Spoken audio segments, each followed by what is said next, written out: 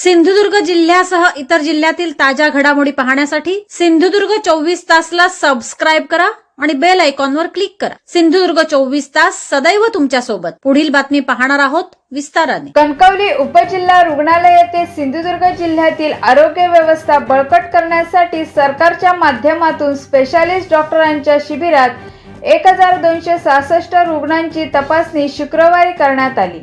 त्यामध्ये पुरुष 459, स्त्री 601, लहान मुले 114, लहान मुली 92 या रुग्णांचा समावेश आहे।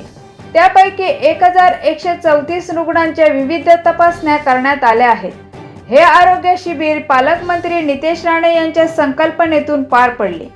या शिबिरात कणकवली, देवगड, वैभववाडी यासह लगतच्या गावांमधील रुग्ण तपासणीसाठी आले होते। या शिबिरात 3 जनरल सर्जरी व अन्य तपासण्या करण्यात आल्या आहेत। या शिबिरामुळे रुग्णांनी समाधान व्यक्त केले। जसं की माननीय पालकमंत्री महोदय यांच्या संकल्पनेतून हा कॅम्प आपण आज आयोजित केलेला आहे आणि आरोग्य यंत्रणेच्या बाबतीतला जो विषय आहे की एक विश्वास आपल्याला निर्माण करायचा, लोकांना सर्व्हिस द्यायची जास्त चांगली आहे ती प्राथमिक आरोग्य केंद्रातून आपण प्राथमिक सेवा देतो, परंतु त्यानंतर स्पेशलाइज सर्व्हिसेसची जी गरज असते लोकांची वेगवेगळी, तर ती गरज भागवण्यासाठी आज हा कॅम्प इथे आपण आयोजित केलेला आहे। आणि यासाठी आपल्या जिल्ह्यातले तसेच आजूबाजूच्या जिल्ह्यातले काही स्पेशलाइज्ड डॉक्टर्स आपण इथे बोलवले आहेत, त्यांच्याकडून ही तपासणी होत आहे आणि आज जवळपास 350 पेशंट्स आज इथे वेगवेगळ्या सर्व्हिसेसचा लाभ घेणार आहेत। आणि हे आज पहिलाच एक मोठा कॅम्प आपण इथे होतोय स्पेशालिटी सर्व्हिसेसचा।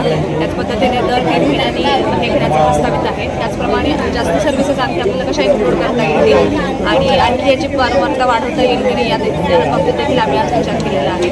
तर लोकांचा प्रतिसाद चांगला आहे, लोकांची प्रतिक्रिया पण चांगली आहे। लोकांना एक चांगली आरोग्य सेवा देण्यासाठी आम्ही सर्वजण कटिबद्ध आहोत आणि अशा पद्धतीचं सहकार्य नागरिकांनी पण आम्हाला करावं। या ठिकाणी ज्या तपासणी शस्त्रक्रिया होतील म्हणजे निष्पन्न होतील त्यांच्यावर कशा पद्धतीने पुढील काळात उपचार होणार आहे? नक्कीच आपल्याकडे आता आयुष्यमान भारत योजना आहे किंवा प्रधानमंत्री जन आरोग्य योजना आहे, याच्या अंतर्गत आपण मोफत शस्त्रक्रिया करू शकतो, मोफत उपचार करू शकतो। तर ज्या पद्धतीचं डायग्नोसिस होईल त्या पद्धतीने पुढचे उपचार देखील मोफत केले जातील। सिंधुदुर्ग जिल्ह्यासह इतर जिल्ह्यातील ताज्या घडामोडी पाहण्यासाठी सिंधुदुर्ग 24 तासला सबस्क्राइब करा आणि बेल आयकॉनवर क्लिक करा। सिंधुदुर्ग 24 तास सदैव तुमच्या सोबत।